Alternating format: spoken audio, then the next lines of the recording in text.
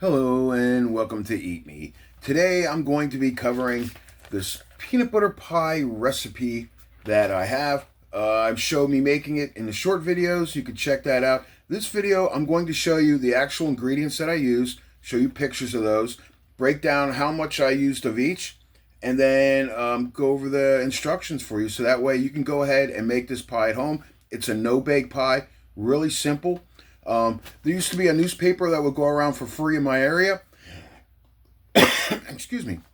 No longer in circulation, but people would submit recipes, and a lot of them were Pennsylvania Dutch or older people, senior citizens, or Amish people. So I would look specifically for those types of recipes. Common things you can find on Pinterest, but the recipes are done a little differently in many cases. So let's go ahead and check this out. It says here, you know, they always put a little thing on the top here. It says, Dear Cooks, today it is dessert all the way. This recipe is loaded with chocolate, peanut butter, and whipped cream. It can't get much better than that. This one is a smooth and creamy frozen peanut butter pie that literally melts in your mouth. And I've tried it once before. It is really, really good. So let's go ahead and go over the list of ingredients. Now, this recipe shows for an 8-inch pie. In the video, I did a 10-inch pie, so I doubled the ingredients. Like it calls for 4 ounces of cream cheese, so I used one block, an 8-ounce block of cream cheese. I suggest you do the same because the cream cheese comes in an 8-ounce block.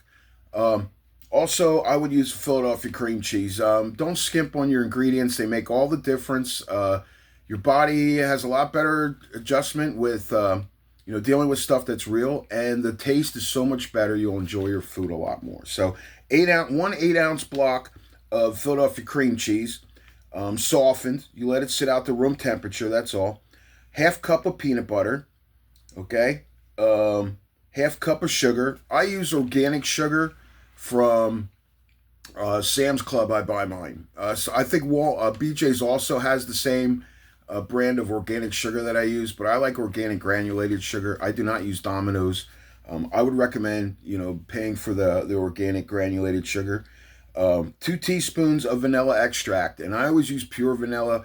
Don't go skimping on this. Pure vanilla can be very expensive, I know, but you use very little of it, and it's a big difference between that and imitation. There's a reason why imitation vanilla is very cheap.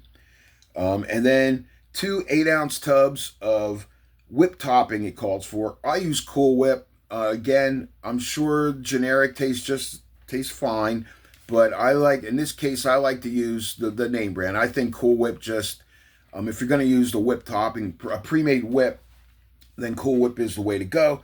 So I use 2 8-ounce toppings of that. Now, this recipe calls for an 8-inch chocolate crumb crust.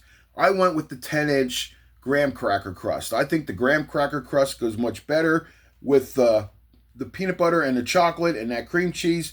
A chocolate crust, it gets a little too much. It's a little too thick, too heavy, too overbearing on the sweet part. So, yeah. So let's go ahead now. As I'm doing this, obviously, I'm going to throw the pictures up of the stuff we used. And in the description below, I will have this full ingredient list and instructions listed below. So let's go over and see and explain what exactly you saw in the short video that I did of showing the actual steps of doing this. In a large bowl, you add the cream cheese, peanut butter, sugar, and vanilla. And I don't have a hand mixer that works right now, so I used a spatula. It's a little more time consuming, but you got to whip that all together until it's smooth. And it'll be kind of on the solid side, but you want it all blended together and smooth.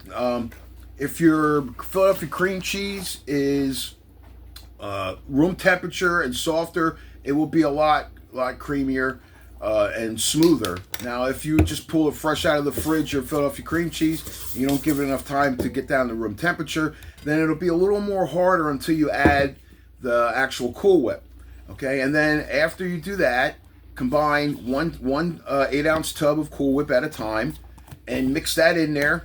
Mix it real good. You want that to be smooth. You want all those cream cheese lumps out of there, and you want that peanut butter all the way through your Cool Whip topping. So once you get that all done, then you just pour that into your pie crust, and then add your toppings. I melt chocolate chips. That's what I use. I use dark chocolate.